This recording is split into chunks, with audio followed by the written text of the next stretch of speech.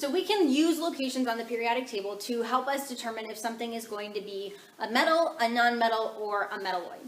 Since most of our elements are metals make up most of our periodic table. Now, there is a dividing line right here. I think I've lost count. I think that's right. The periodic table isn't exactly to scale. But there is a dividing line that separates our metals and our nonmetals. So this whole location over here, these are our metals. And they are in different categories. So we have alkali metals.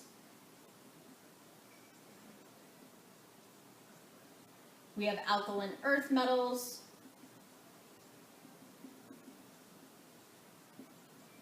This whole chunk here in the middle are called transition metals.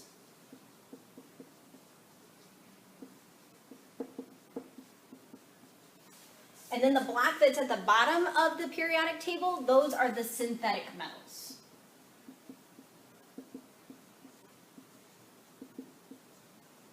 That means these are the metals that are man-made. They're elements, but they're man-made. They're not found in nature.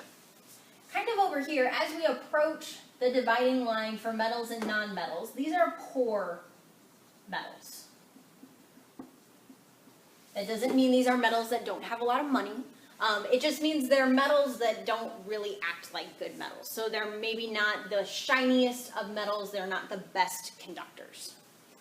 Right along this line, right here, these are our metalloids.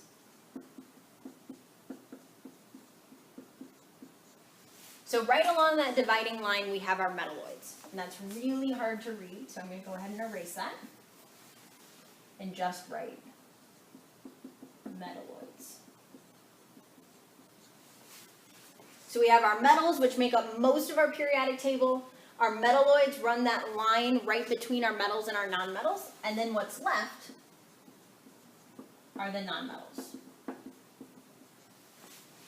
Now, the one element that's not in the right spot is hydrogen. So hydrogen's over here. Hydrogen, though, does not behave like a metal. Hydrogen is a nonmetal. We'll learn later why it's in this spot and not over here with the rest of the nonmetals. But if we're thinking generally, if you're looking at your periodic table, most of the periodic table are going to be metals, and it's going to be on the left-hand side of the periodic table. So you'll take your stair step, your zigzag line, everything to the left of the zigzag line are metals. What's right along that zigzag line are the metalloids. And then just in this top right-hand corner, those are our nonmetals. And then down below our periodic table, those are also our metals. Those are just synthetic metals.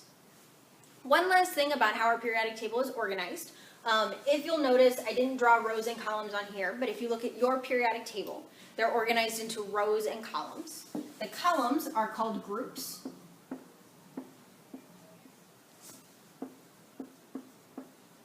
Or families.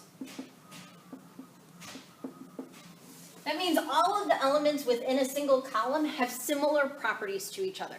So if we have an element that's right here, and then an element that's right below it, we know that those are going to behave similarly because they're in the same family, they're in the same group.